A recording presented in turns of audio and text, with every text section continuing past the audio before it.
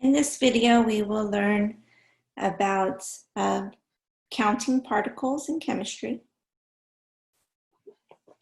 Okay, so here's a question for you. How can I quantify the sand in this beaker? So remember, chemistry is a quantitative science, and we like to know, how much we have. And there's various ways we can express this. So you might look at that beaker, and although those graduations aren't accurate on a beaker, you might say, I have 10 milliliters, right, of sand. So one, right, you can express the quantity by volume. You might also have weighed that sand, right, and know the grams or the ounces or the pounds, right? So you can express the quantity by its mass, the mass of sand. There is a third way we could quantify the sands, right? It's not quite obvious because you wouldn't think of doing this, but we would also be able to count the particles. Right? So the number of particles of sand, right? That would tell me how many I have, and that's another way to quantify the sand. So in chemistry, we do use all of these, right? We do discuss the volumes, the masses, right? And the number of particles. And in chemistry, we will use something called the mole, right? Which will tell us how many particles we have. Okay. All right, so in chemistry, we count the number of particles, we use a mole. And the mole, right, is a term for a quantity. So 1 mole of anything is 6.02 times 10 to the 23rd, right, of anything. Just like we know the word dozen means 12. So you can have 12 eggs, you can have 12 donuts, you can have 12 people, right? That word just means 12 of anything. A ream is 500, right? A pair, 2. So these are just terms that we know that express an amount. And that's what the mole is, right? The mole just means you have 6.02 times 10 to the 23rd, right, of anything you want. So in chemistry, we have to use such a large number because it's not practical, right, for someone to ask for 12, a dozen atoms of carbon. Right? We wouldn't be able to see that, right? It's way too small. So, but if we ask for a mole of carbon, that is something that we can hold in the palm of our hands. Okay. So how big is this number? This is a very, very large number. And there's lots of analogies out there or calculations. But 1 mole of marbles would cover the entire United States 4 miles deep in marbles. And that's a lot of marbles. And someone else calculated how many, right? What would it look like if you had a mole of the animal mole? And that would cover the entire Earth, right? 8 million moles deep. So that's actually a very difficult calculation. But also what's interesting to think is that there hasn't even been a mole of seconds since the Big Bang, since the beginning of time. A mole of seconds has not gone by, right? So there's no way we're counting a mole. Yeah, but here's what a mole of various elements would look like. So if I ask the stockroom to give me a mole of carbon, right, you can see here on a watch glass, that's about what it would look like, 12 grams of carbon. Here's a mole of calcium carbonate, right? A mole of salts, right? Here's a mole of water. So these are very useful amounts for a chemist. So that's why we use the mole. And exactly what a mole is, well, it could have been used for any element, but it was chosen that carbon would be the element. So there are exactly 6.022 times 10 to the 23rd atoms of carbon in carbon 12. Right? If you had 12 grams of carbon, that would be 6.02 times 10 to the 23rd. And this is called Avogadro's number. Maybe I should write that down. So we use the symbol Na, right, for Avogadro's number. Avogadro's number. And that is 6.022 times 10 to the 23rd.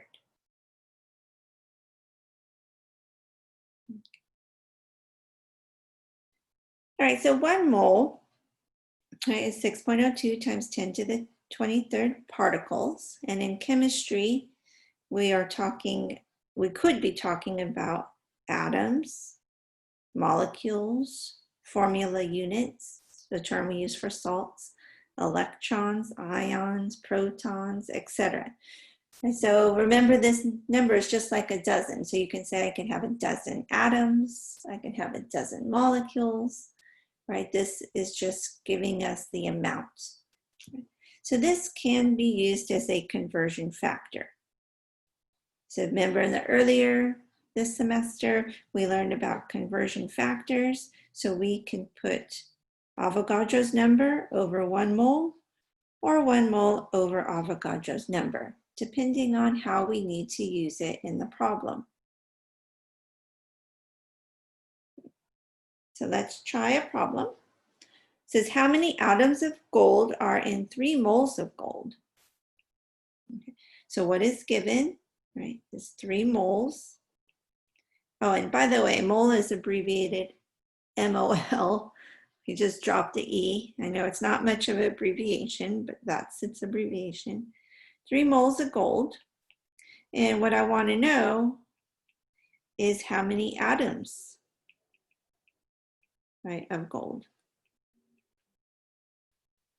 Okay, so if I have moles and I'm trying to get to particles, so I will decide which conversion factor. Right, well, I want to use that one.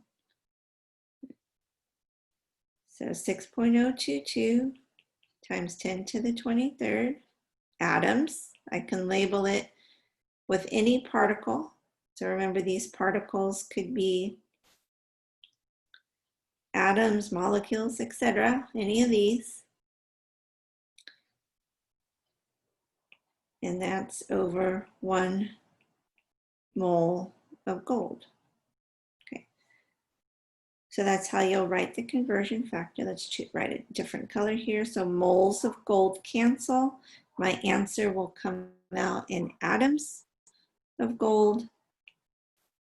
You do the math, right, and that works out to be 1.81 times 10 to the 24th atoms of gold. Okay, let's do the next one. How many moles of water are in 3.01 times 10 to the 23rd molecules of water? Okay, so what is given, right? 3.01 times 10 to the 23rd molecules, right, of water, H2O. What I'm trying to get to was moles of water. Okay, so I'll use the conversion factor that involves Avogadro's number and the mole. I want mole in my final answer, so 1 mole of water contains 6.022 times 10 to the 23rd molecules of water. Remember, what you label it for the particles can change. So molecules of water cancel. My answer comes out in moles of water. Okay, using dimensional analysis there. Okay, and that's exactly a half a mole.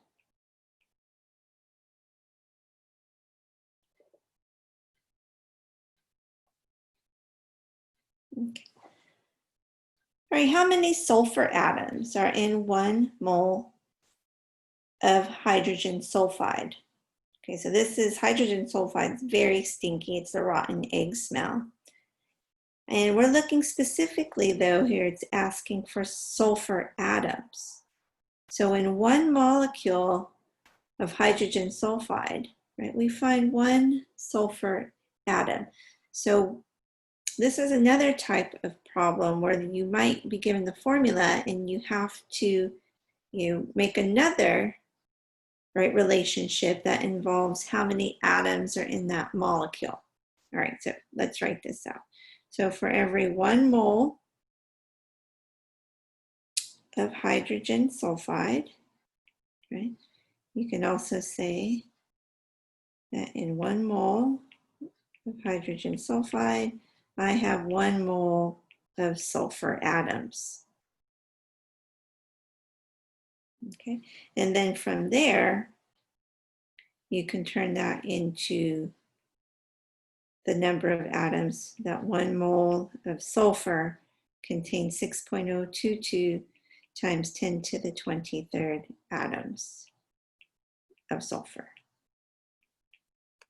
Okay, and so we'll see that moles of hydrogen sulfide cancel, moles of sulfur cancel, and my answer comes out in atoms of sulfur. And for this problem, it's simply Avogadro's number, 6.022 times 10 to the 23rd sulfur atoms. Okay, now the next question here says how many hydrogen atoms are in 1 mole of hydrogen sulfide? Okay, so we would go about doing it the same way. Maybe I just make this bigger.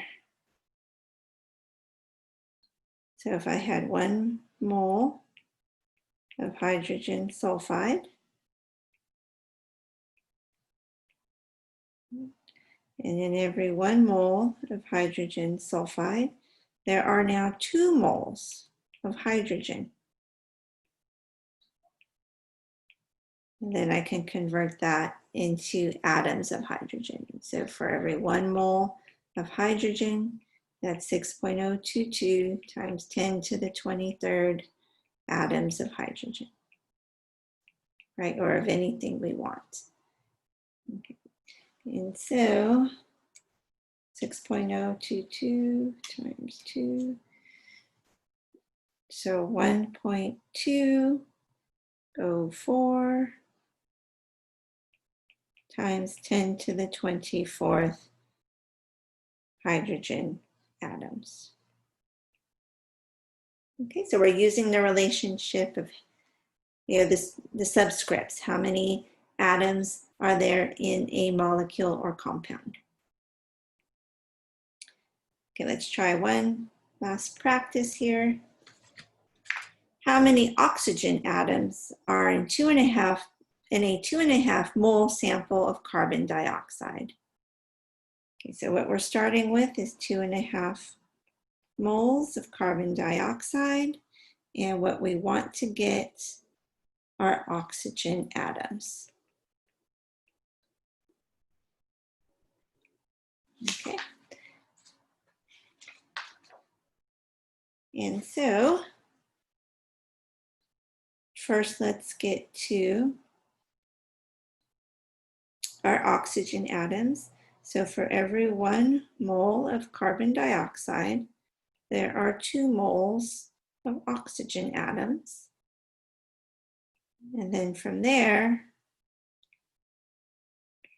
for every 1 mole of oxygen, there are 6.022 times 10 to the 23rd oxygen atoms.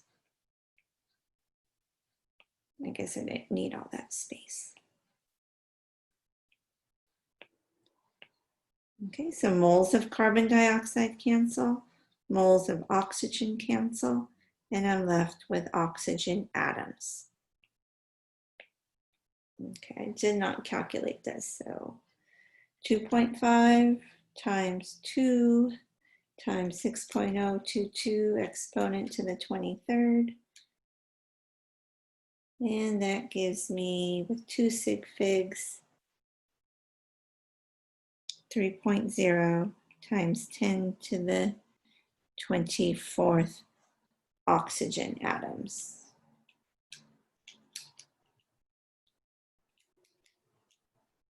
Okay, and that's it.